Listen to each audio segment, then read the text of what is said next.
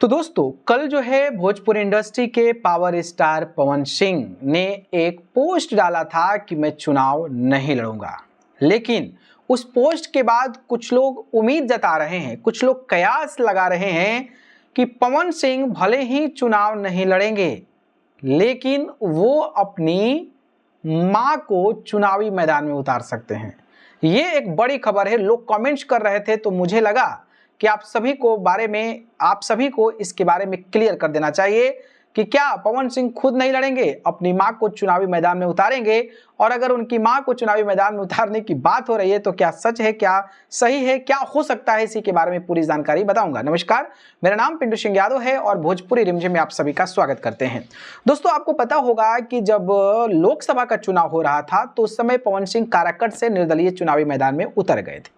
निर्दलीय चुनावी मैदान में उतरने के बाद उन्होंने नामांकन भी किया, लेकिन नामांकन के दौरान आप लोगों ने खबर सुना होगा कि उनकी मां यानी कि प्रतिमा देवी ने भी नामांकन दाखिल कर लिया था। इसके बाद काफी ज्यादा चर्चा का विषय बना हुआ था कि आखिरकार पवन सिंह जब लड़ ही रहे हैं तो उनकी मां यानी कि अपनी मां प्रतिमा देवी को क्यों नामांकन करा दिए।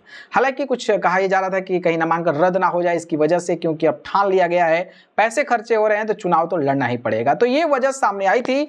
लेकिन अब जब विधानसभा का चुनाव आया है और पवन सिंह ने साफ तौर पर कह दिया है कि वो चुनाव नहीं लड़ेंगे, तो कुछ लोग उम्मीद जता रहे हैं कि उसी तर्ज पर, लोकसभा के तर्ज पर पवन सिंह जो हैं वो अपनी मां को चुनावी मैदान में उतार सकते हैं। इससे क्या होगा कि जो उनकी छवि आजकल ज्योति सिंह के साथ बनी हुई है उस छवि से वो उबर जाएंगे। और अगर अपनी मां को चुनावी मैदान में उतरते हैं तो जो मेल वोटर्स हैं पवन सिंह के, वो उनके साथ रह सकते हैं। बीजेपी के जो कोर वोटर्स हैं वो उनके साथ रह सकते हैं।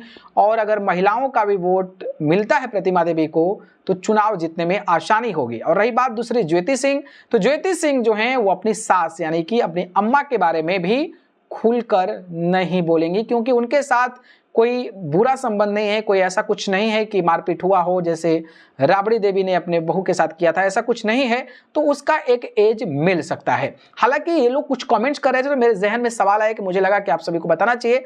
बाकी आप लोगों को क्या लगता है, क्या पवन सिंह नहीं लड़ रहे हैं तो क्या अपनी मां को चुनावी मैदान में उतार दें, या फिर बुजुर्ग हो चुकी हैं तो चुनावी मैदान में उतारना सही रहेगा, या फिर अगर उतरती हैं तो क्या सच में एज मिल पाएगा? इस पर अपनी राय हमें कमेंट करके जरूर बताइए। धन्यवाद।